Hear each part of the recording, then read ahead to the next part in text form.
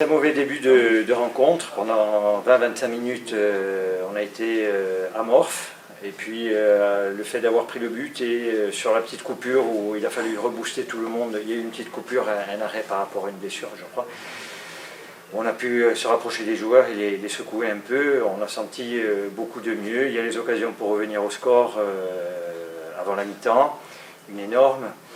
Seconde mi-temps aussi, j'ai trouvé qu'on a occasion de but, on a des coups qui sont très très mal joués sur le plan offensif, donc on a manqué cruellement d'efficacité offensivement et défensivement aussi, fatalement sur quasiment les deux plus belles occasions de but de Grenoble où on n'a pas su gérer la puissance des attaquants grenoblois et on s'est fait avoir sur ces deux coups. Beaucoup de regrets parce que le contenu en lui-même, je vous dis, mis à part les 25 premières minutes, je ne suis pas satisfait du tout.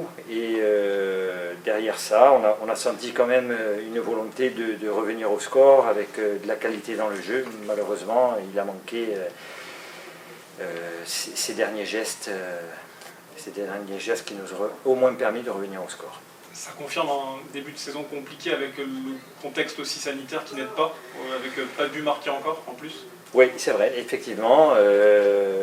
Là où on était solide l'année dernière, c'est-à-dire où on avait réussi, je crois, 16 clean sheets, cette année, on n'a pas réussi un. Offensivement, on a sur les 3 matchs, que ce soit à Caen, face à Châteauroux et ce soir, des occasions de but qu'on ne concrétise pas. Donc forcément, ça devient plus compliqué de gagner des matchs. Après, vous parlez du contexte, on a eu beaucoup de blessés juste avant la reprise, on a des cas de Covid aussi dans le groupe, donc qui m'obligent à changer beaucoup de choses sur les compositions d'équipe, mais il ne faut pas qu'on s'en serve d'excuses. Je veux dire, toutes les équipes seront peut-être, enfin je ne leur souhaite pas, bien entendu, mais confrontées à ce genre de situation et c'est à nous à faire en sorte de le gérer. Et vous avez quand même 60% de votre côté défensif qui est empaqueté entre le gardien, 2 défenseurs qui sont d'habitude titulaires, donc ça n'aide pas. C'est vrai.